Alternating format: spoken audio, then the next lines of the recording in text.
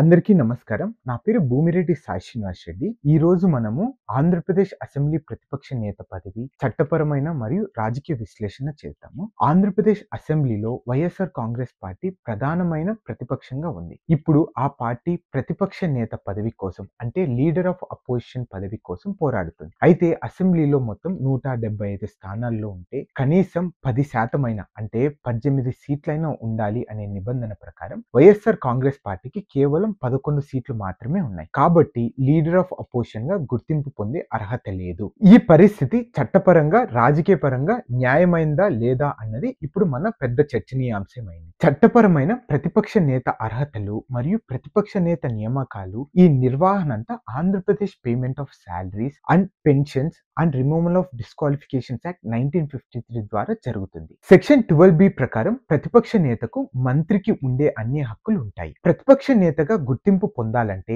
అసెంబ్లీలో అత్యధిక స్థానాలు కలిగిన ప్రతిపక్ష పార్టీ అవ్వాలి. మన దేశంలో ప్రతిపక్ష నేత హోదా గురించి అమలు అవుతున్న నిబంధనల ప్రకారం మొత్తం అసెంబ్లీలో 10% సీట్లు ఉండాలి. వైఎస్ఆర్ కాంగ్రెస్ పార్టీకి మాత్రం కేవలం 11 సీట్లు మాత్రమే ఉన్నందున ప్రతిపక్ష నేతగా గుర్తింపు పొందే అర్హత లేదు. ఇప్పుడు మనం చరిత్రలో ఇటువంటి ఉదాహరణల గురించి తెలుసుకుందాం. ఈ సమస్య మనకు కొత్తేమి కాదు. గతంలో కూడా ఇటువంటి సంఘటనలు చాలా జరిగాయి. ముందుగా 1991లో తమిళనాడు అసెంబ్లీలో డిఎంకే పార్టీకి 22.5% ఓట్లు వచ్చినా కేవలం 2 సీట్లు మాత్రమే వచ్చాయి. కనీస అర్హత లేకపోవడంతో ప్రతిపక్ష నేత పదవిని రాలేదు. మనందరికీ తెలుసు 2014 లోక్సభ ఎన్నికల్లో కూడా రాహుల్ గాంధీ గారికి లీడర్ ఆఫ్ అపోజిషన్ అనేది రాలేదని. ఆ రోజు కాంగ్రెస్ పార్టీకి 44 సీట్లు వచ్చినప్పటికీ ఎల్ఓపి అవ్వాలంటే 55 సీట్లు కావాలి. కాబట్టి స్పీకర్ గారు ప్రతిపక్ష నేతగా గుర్తించలేదు. కానీ అతనికి మెయిన్ లీడర్ ఆఫ్ అపోజిషన్ గా గుర్తించి ఆ రోజు కాంగ్రెస్ పార్టీకి ఇవ్వాల్సిన సమయము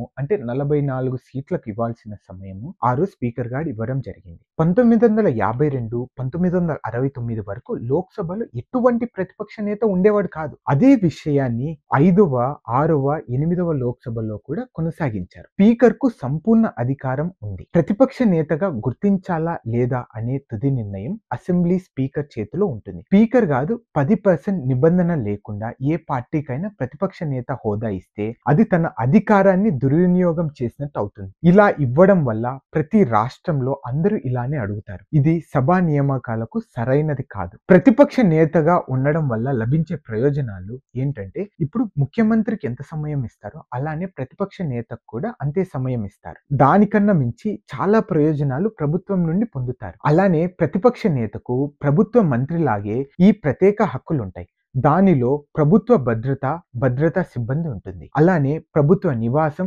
కార్యాలయం సౌకర్యాలు ప్రత్యేకంగా కల్పించాలి. ప్రభుత్వ నిధులు మరియు ప్రయాణ మరియు ఇతర అలవెన్సులు కూడా ప్రతిపక్ష నేతకు సపరేట్ గా ఇవ్వాల్సిందేది ఉంటుంది. అయితే కనీస అర్హత లేకుండా ఈ హక్కులను ఒక సాధారణ ఎమ్మెల్యేకి ఇవ్వడము ప్రజాస్వామ్య న్యాయాన్ని విస్మరించడమే అవుతుంది. ఇప్పుడు మనము అసెంబ్లీ బహిష్కరణ సరైన మార్గమా లేదా అనే దాని గురించి చర్చించుకుందాం. వైఎస్ఆర్ కాంగ్రెస్ పార్టీ మా నేతకు లీడర్ ఆఫ్ అపోజిషన్ గా గుర్తించకపోతే అసెంబ్లీకి హాజరు కాము అని ప్రకటించింది. కానీ తాను ఈ రోజు తను అసెంబ్లీకి వస్తాననే నిర్ణయాన్ని మేము రాష్ట్రమంతా ఆహ్వానిస్తున్నాం. ఇక్కడ ఒక చిన్న ముఖ్యమైన ప్రశ్న వస్తుంది. ఎమ్మెల్యేగా పోటీ చేసి గెలిచి అసెంబ్లీకి రాకపోతే ఆ నియోజకవర్గ ప్రజల సమస్యలు ఎవరు వినిపిస్తారు? ప్రజాస్వామ్యంలో ప్రజల గలం అసెంబ్లీలో వినిపించాల్సింది, బయట సభల్లో కాదు. ప్రతిపక్ష పార్టీ ప్రభుత్వం తీసుకునే నిర్ణయాలను ప్రశ్నించాలి. ప్రతిపక్ష పార్టీ గొప్పతనాన్ని గురించి మీ అందరికి వివరిస్తాను. ప్రతిపక్ష పార్టీ ప్రభుత్వం తీసుకునే నిర్ణయాలను ప్రశ్నించాలి, అసెంబ్లీలో మాట్లాడాలి, ప్రజా సమస్యలను